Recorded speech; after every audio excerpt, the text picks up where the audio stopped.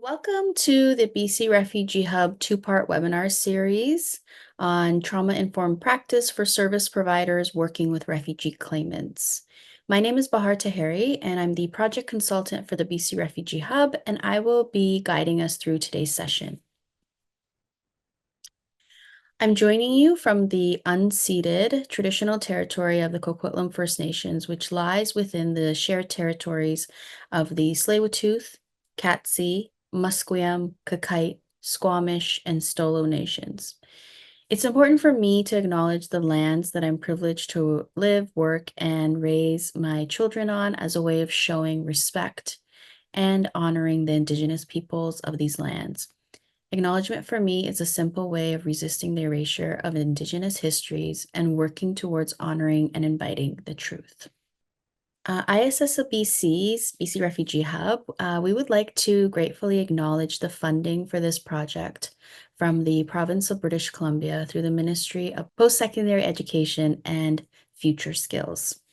So part one of our two-part series is on the topic of cultural awareness and sensitivity. And our agenda for today, first we'll go through Zoom etiquette.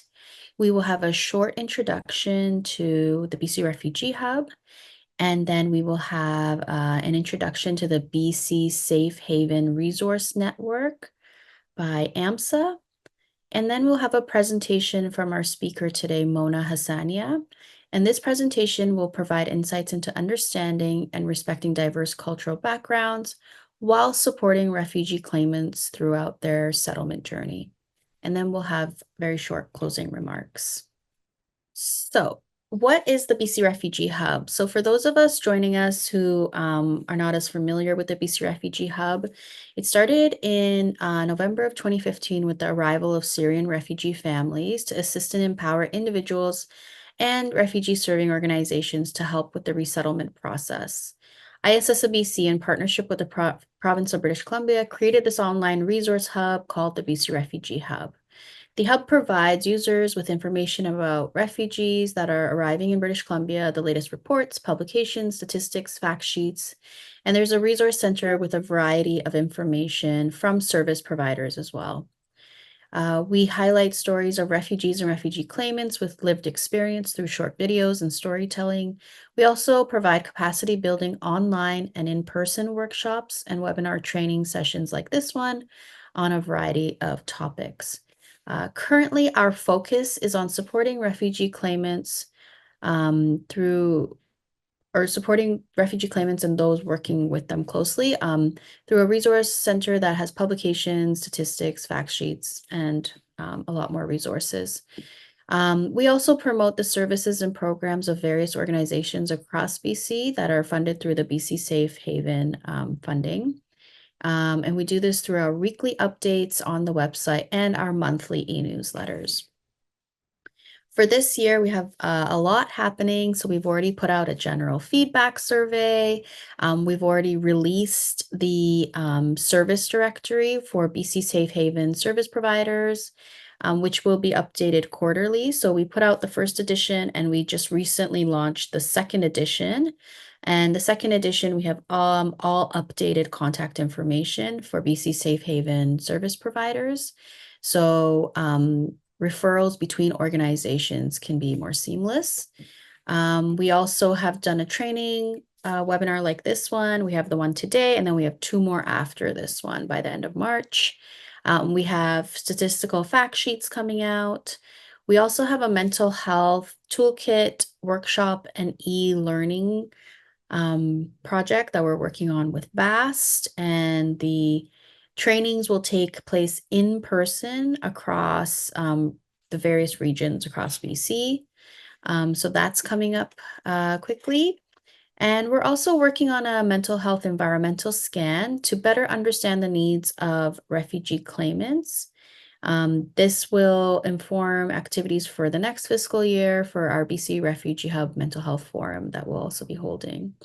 And finally, we'll be mapping refugee claimant services, making this information accessible on the BC Refugee Hub to support the referral process as well. So as I mentioned, we've just launched the second edition of our BC Safe Haven Service Directory. The contact information for direct referrals has all been updated, and that can be found on the BC Refugee Hub. And I'll shortly put the link to that right in the chat box for you to refer to as well. We also have weekly and monthly activities. And so to keep informed, it's best to join our e-newsletter list and you will receive the monthly e-newsletters. The e-newsletters include activities from BC Refugee Hub, but also our partners in the resource network, which include VAST, MAP BC, AMSA, and the other partners in the resource network. We also like to encourage you to send us any of your workshops, events, or services you'd like posted on the BC Refugee Hub and on our e-newsletter. And you can do that by emailing me at refugeehub@issbc.org. So that's me. And I will now introduce Kieran Davis, who's the program specialist with the BC Safe Haven Resource Network at AMSA. So over to you, Kieran. Thanks, Bahar. It's a pleasure to be here today and to have the chance to introduce this. If we go to the next slide, I would like to do a brief land acknowledgement. As a provincial umbrella association, AMSA acknowledges that BC is on the unceded homelands of First Nations who have stewarded this land since time immemorial. We recognize the privilege that we have as settlers on this land and acknowledge that AMSA's operations are on the unceded traditional territories of the Musqueam, Squamish, and Tsleil-Waututh nations. As an organization, AMSA is committed to creating a safe space for Indigenous voices. And as an individual, I am constantly grateful to be living in such a beautiful place and aware of the responsibility that I have to contribute to care for these beautiful lands. I'd like to just talk about the BC Safe Haven Resource Network as a collective. So the indirect program provides capacity building and coordination support to organizations. It's funded through the BC Ministry of Post-Secondary Education and Future Skills. This program is geared toward providing settlement and integration support for the organizations who work with refugee claimants. And there are a variety of avenues and resources and tools that are being created through this resource network through collaboration between partners. In the next slide, I just want to talk briefly about that collaboration. So there are 4 streams of the resource network. One of those is the capacity building services and sector support. That is the stream through which this webinar has been organized today, and that is a partnership between AMSA, BC Refugee Hub, and the multi-agency partnership of British Columbia, MAP BC. And Bahar did a great job providing an overview of the many resources that are being created through this stream. One of the other things that is happening as part of this project is supporting organizations to develop humanitarian movement plans in recognition of the substantial increase in numbers of refugee claimants that we've been seeing in BC. The Mental Health Services Coordination and Support Stream is a partnership between AMSA, BC Refugee Hub, the Multi-Agency Partnership of British Columbia, and the Vancouver Association for the Survivors of Torture. And through this stream, a number of supports are being created, including in-person workshops and e-learning, information sessions for frontline staff, and a phone line for frontline service providers to call and receive support working with the mental health of refugee claimant clients. The language stream is a partnership between AMSA, ISS of BC, Diversity, and ICA. And through consultation with Safe Haven contract organizations, this partnership is creating an English language training curriculum for Safe Haven language instruction geared towards serving and instructing refugee claimants. And then finally, in January, we began the final stream of this project, which is a partnership with United Way of BC and AMSA's charitable arm ACES to build community support for refugee claimants, including managing donations, volunteer matching, and other community-based support activities. So that is the resource network. I encourage you to follow AMSA on social media. We're on X, formerly Twitter, on LinkedIn and Facebook, and on our website, and you will find a number of updates and other activities that AMSA is active in. And thank you so much, Bahar. Thanks, Kieran. Now, I would like to introduce our speaker for today. Welcome Mona Hassania, who's a registered clinical counselor and a mental health consultant. Mona Hassania has over 15 years of frontline and management experience in the BC settlement and integration sector, working with various populations, including government-assisted refugees, refugee claimants, migrants, and immigrants. She's also a registered clinical counselor, bringing this experience into her work, both as a mental health consultant and an accomplished trainer, developing toolkits, training, and curriculum to strengthen the field. Over to you, Mona. Welcome, everyone. It's great to be here.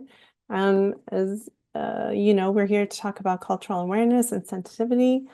And I know we've done a land acknowledgement already, but as a trauma counselor, it's always really important to do a meaningful land acknowledgement, just considering the intergenerational aspects of trauma. And so I am very grateful to acknowledge and honor that the land on which I am presenting on today is the unceded, meaning stolen, territories of the Coast Salish people, including the territories of the Musqueam, Squamish, and Tsleil-Waututh nations. Um, I hope that my work in trauma with Indigenous populations contributes in a very, very minute way to demonstrate my allyship with them. So I think before we kind of get into it, I think it's important to just talk about what culture is. I find that a lot of times we use all these different terms and we kind of know what it means and we kind of have an idea around it. But it's always good to kind of reflect a bit more. And very simply put, I think culture is the filter that we kind of process our experiences in. If you're able to kind of look at the cultural wheel, it's really a shared system of um, very core beliefs, values, meanings that we attribute to things and behaviors. And these are very much experienced and interpreted and carried out depending on a lot of the histories that we have. So it's very relative, it's learned, it can be very collective, and it actually changes over time. So it is a very complex, responsive process. And it's important to understand that there is your own culture, and then there's the culture of others. And by that, what I mean is that when we're going to be talking about kind of this aspect of culture and trauma-informed care, being from the same culture doesn't mean that, everything needs to be the same, right? There isn't a homogeneous nature to culture. And I think that's a really kind of key point to begin with. And I think the cultural iceberg is a really great way of demonstrating that. So it's a model, it's a metaphor, and it's used to explain how culture really actually operates. So it really emphasizes, what's hidden behind the surface. A lot of the top parts of the iceberg those are the easy parts to see, right? We see the language, we see clothing, we see different kind of foods, we attend festivals and holidays, there's arts and music. And so, these are the aspects that are a bit more tangible, observable, easier to see. The part that we maybe have sometimes difficulty to acknowledge or see is, the parts that it's not given that kind of maybe understanding of the surface, right? So the invisible culture, these are, deeper, less obvious aspects of culture. These are things that really influence behaviors. They have the beliefs very much interconnected with it, including a lot of the values. So looking at things like beliefs and attitudes. So thinking about, what does family mean? What does gender roles mean? What does authority mean? It has to do with communication styles. Are we directly communicating, indirectly communicating, right? There's unspoken rules and expectations, concepts of time, which we probably are very familiar in the sector, as well as personal space or, again, religious or spiritual beliefs.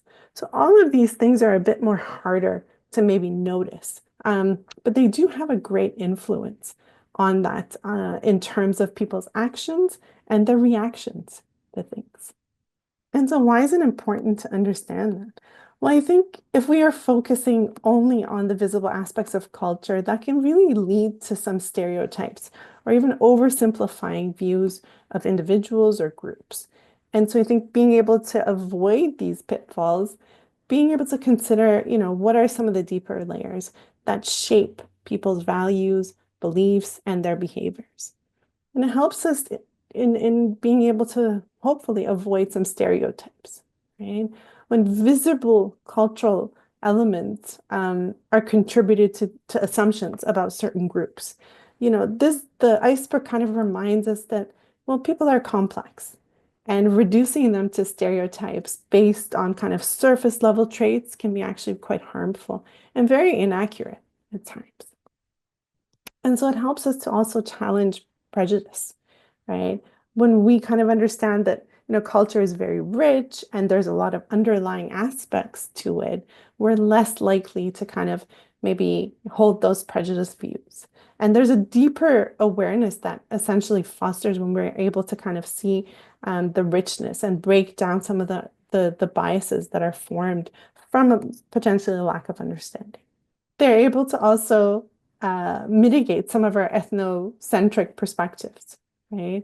When we talk about ethnocentrism, that's the belief that my culture is superior, right? And that often comes around, with more visible elements, right? And so the model really encourages to say, okay, can we practice some cultural humility and demonstrate some respect for other cultures? It absolutely promotes empathy and awareness. And it really does a good job in terms of creating effective communication, because again, it focuses on how do we break down some of the misunderstandings that may come across with cross-cultural communication.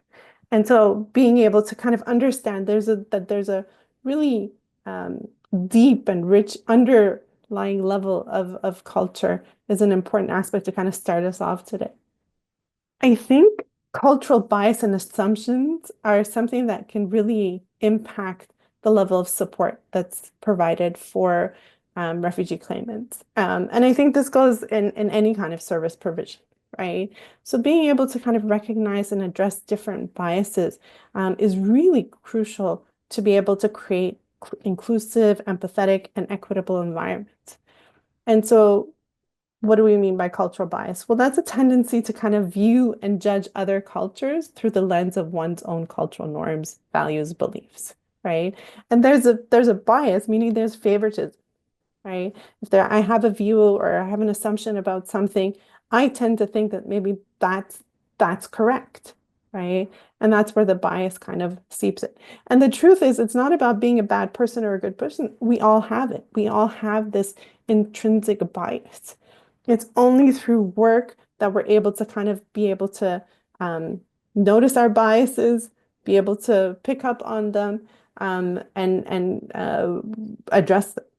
And so the importance of overcoming bias for settlement providers to refugee claimants and refugees in general is that it does improve a lot of the trust and rapport, right? So refugee claimants are more likely to engage and connect when they feel understood and respected, right?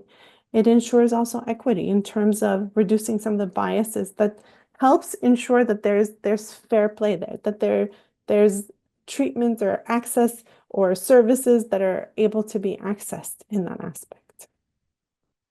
So what does that all mean, right? Like we talk about it, but I wanted to give you some concrete examples of what that means in terms of our own biases, right? So again, potentially believing that all individuals from a specific country or cultural group share the same traditions or behaviors, right? This can be a really easy one to kind of, again, clump everybody together and say, well, they're from this country, so they must all practice this particular cultural understanding or norm. And so this has an impact on clients because, a refugee claimant may feel very dismissed if they're assumed that, their experiences mirror somebody else from the same country and solely for that reason. Right? And so what does self-awareness look like in action? Well, the ability to be able to ask some open-ended questions, to understand the individual stories, to really kind of not rely on just cultural generalizations, but rather find out, what is specific to this client. Judging behaviors through a Western lens. you know, believing all individuals from a specific country or cultural group the same traditional ideas, or seeing somebody and the impact on the client could be something is seeing a client very uncooperative, maybe because they avoid eye contact or they seem really reluctant to ask questions, right? And this could be dismissed as, oh, they're not engaging and they're not being cooperative in this process. The awareness in action piece is when you start to reflect on your own expectations, of what is appropriate behavior. And you consider, well, how might cultural norms be impacting this client's expectations or the client's actions or reactions towards what's happened? Projecting personal beliefs about gender roles, right? Assuming a female client lacks agency or decision-making power due to visible cultural gender norms. So, a very simple example of somebody wearing a hijab, right? And the thought or the connection of, well, maybe they're not the final decision makers, right? And this can have a very negative impact on a client because this assumption leads to disempowerment and a failure to kind of be able to involve the client in really key decisions about their settlement process. And so what does that look? Again, awareness in action. Check for personal assumptions about gender. Engage directly with that client to understand their preferences, their needs, and how they want to proceed with things. And finally, as the last example, unintended focus on trauma. I think this is a really big one because I think assuming that refugee claimants want to consistently discuss past trauma as part of this settlement process can be quite damaging. And constantly bringing up trauma might actually be doing a lot of harm in terms of re-traumatizing clients or making them feel that they're really defined by that particular experience. So the awareness in action, recognize your own discomfort or assumptions about how to quote unquote help and let the client kind of guide the discussions. And we'll talk a bit more about trauma-informed care and what that means in terms of cultural sensitivity. So as you can see, before we even get into this discussion of cultural sensitivity, we really have to be kind of aware of the importance of self-awareness, right? It's a prerequisite. It means it's a foundation for cultural awareness. And before we can kind of effectively understand and appreciate the cultural backgrounds of others, we really have to kind of understand, what's our own cultural experience? What are our own values, biases that shape some of these perceptions, some of these interactions, some of the decision-making pieces that we have in terms of those power dynamics? Because without it, I think it's nearly impossible to have cultural sensitivity and awareness, okay?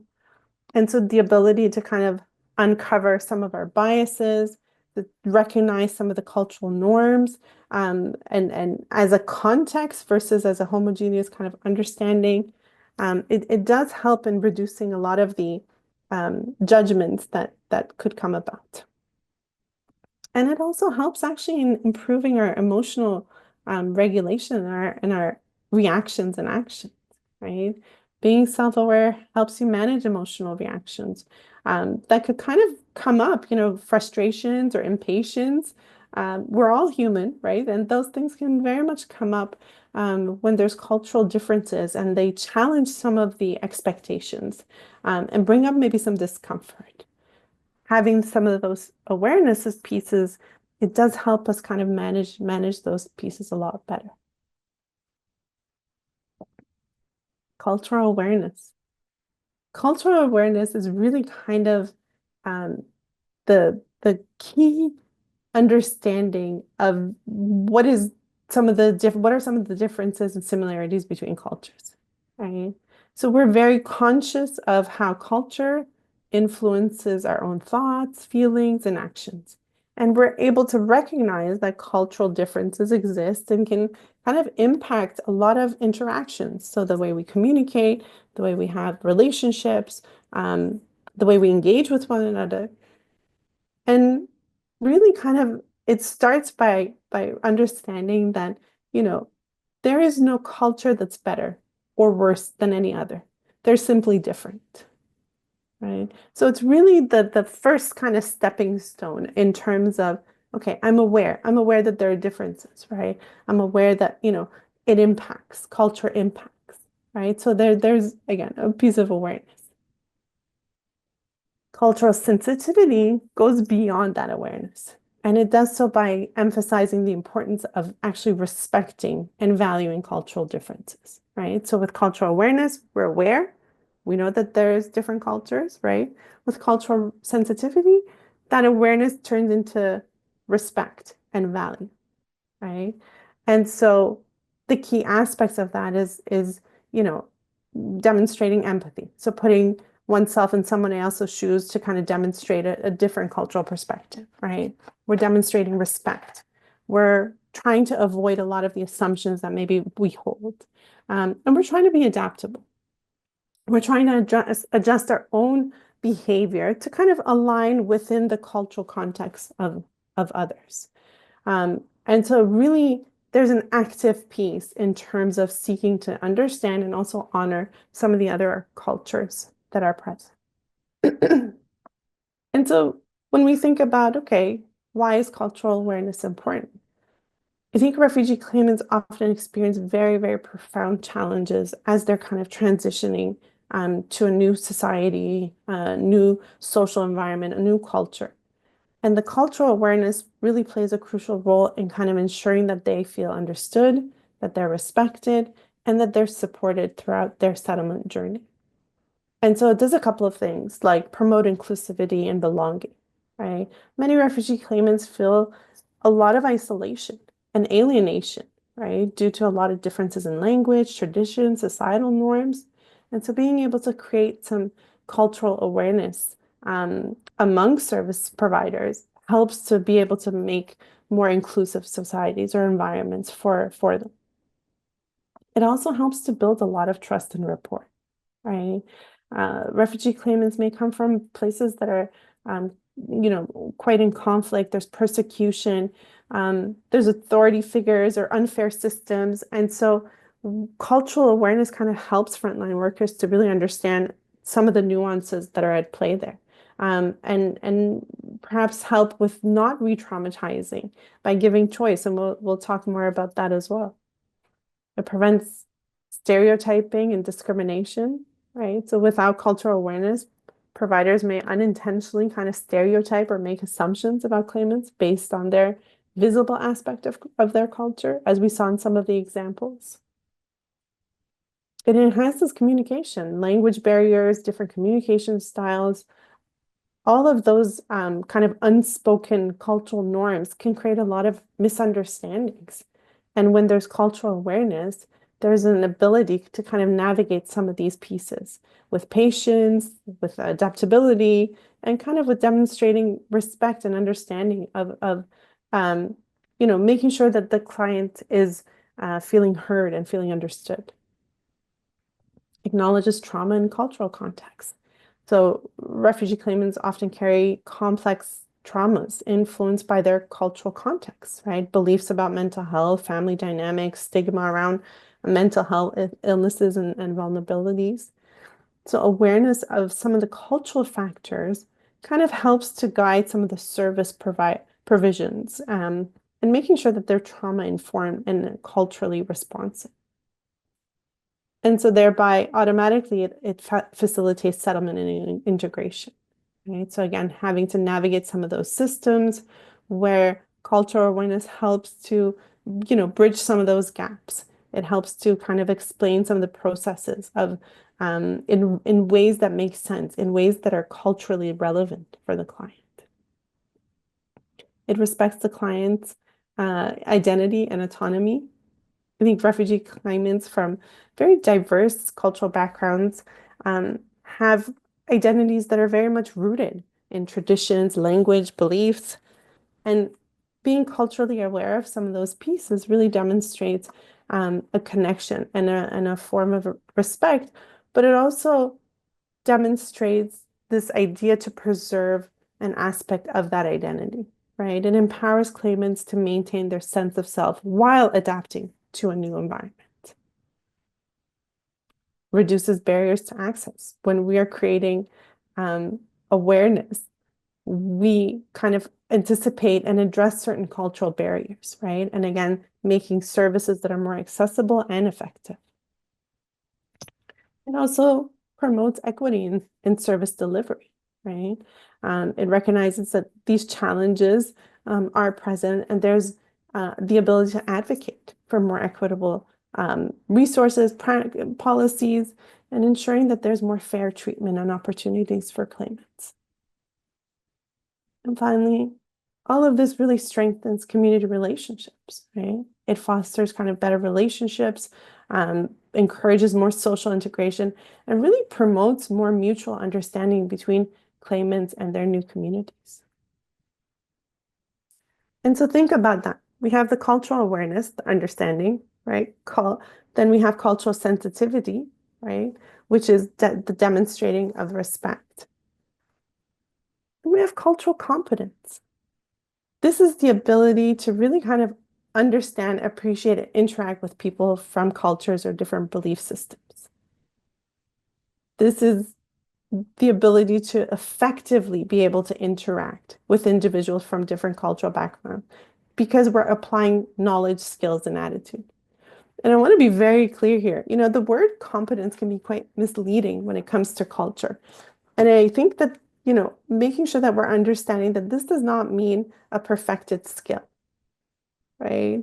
The role of cultural competence is very action oriented, and it involves having awareness and sensitivity, but it goes beyond that to kind of being actionable. It involves kind of concrete strategies for creating inclusive and equitable systems. And so it's about this continuous learning about cultures. And you can see in the photo, something as simple as hand gestures around the world, right? And what they mean, and how cultural competence, right? So understanding that there's different gestures, being sensitive towards it, so making sure we're showing respect, but then applying it, right? So maybe that when we're going to uh, let's say Brazil, we're not doing the okay sign, right? So again, the application of some of these skills. And then moving beyond cultural competence to find cultural humility and cultural safety.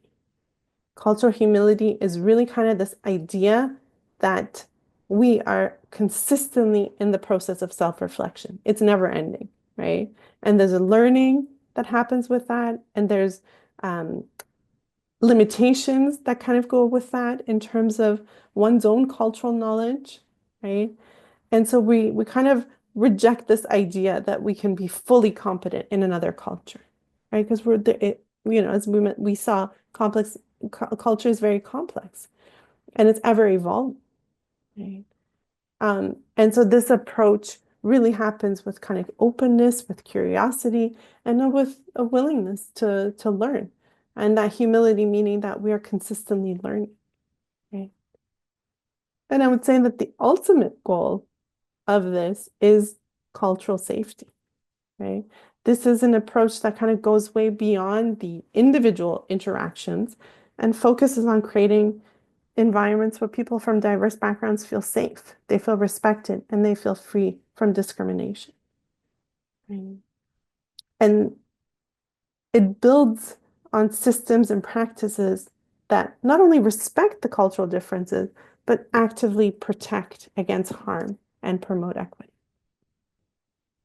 And so if there's one visual that I want you to remember from this webinar, it would be this, right? This kind of explains the process of reaching cultural safety, right? And as you can see, the cultural awareness is kind of the first step. The cultural sensitivity is the transitional stage. It moves us from understanding to actively kind of incorporating, again, some of the respect and adaptation. Then comes cultural competence, right? That's very action oriented, right? Now putting those skills, putting that knowledge into practice has very concrete strategies to creating that. Cultural humility says, I'm never going to be fully knowledgeable in any culture, right? And so I'm humbled by that. I'm never going to be an expert, right? But rather a lifetime learner. And again, all of this with the ultimate goal of creating cultural safety, building systems and practices that not only respect culture and cultural differences, but actively protect against harm.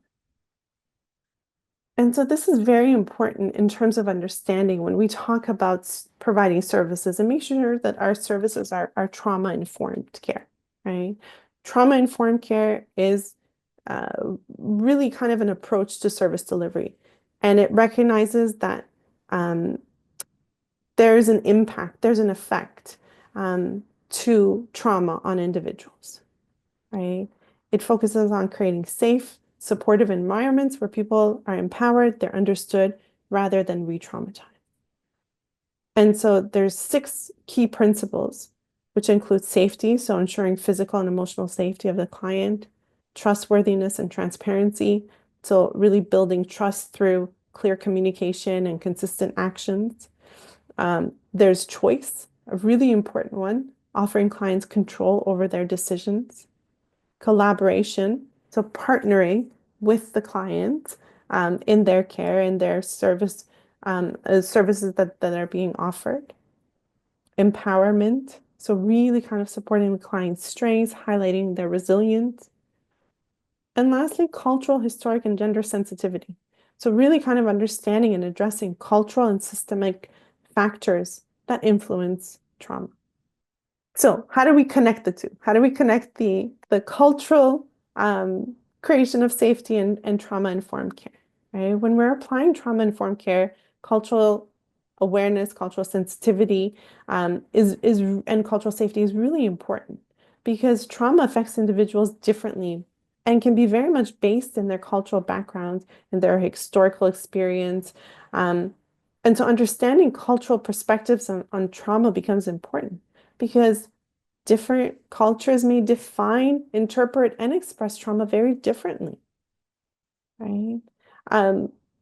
Sometimes in some cultures, trauma is really expressed through physical symptoms of pain and fatigue versus emotional symptoms of sadness and anxiety, right? So again, very different ways, and the ability to kind of understand and recognize that these differences exist and how do we approach them becomes important in our service delivery. Recognizing historical and systemic trauma, intergenerational trauma. Refugee claimants may have experienced trauma that's linked to colonization, war, displacement, that spans not only through their own lives, but through many generations. Racism and oppression, where many refugees can face systemic barriers, not only in their home country, but once they arrive to Canada. So feelings of discrimination and marginalization, being able to adapt services to cultural contexts becomes really, really clear. Because healing practices, service delivery, often vary by different cultural practices. And so that awareness, again, that sensitivity and that skill in terms of putting strategic strategies in place becomes crucial. We often talk about ensuring in trauma-informed care that we're avoiding re-traumatization, right? But what does that look like? Part of that has to do with power imbalance, right? Refugees often come from situations where authority figures cause harm. And so as service providers, it's really important to avoid replicating those power dynamics that can really trigger mistrust and can possibly be quite re-traumatizing, right? So going back to trauma-informed care, empowerment, choice, right? These are things that are very important in terms of providing a culturally aware trauma-informed care. Addressing barriers to access, right? Understanding maybe stigmas around mental health, right?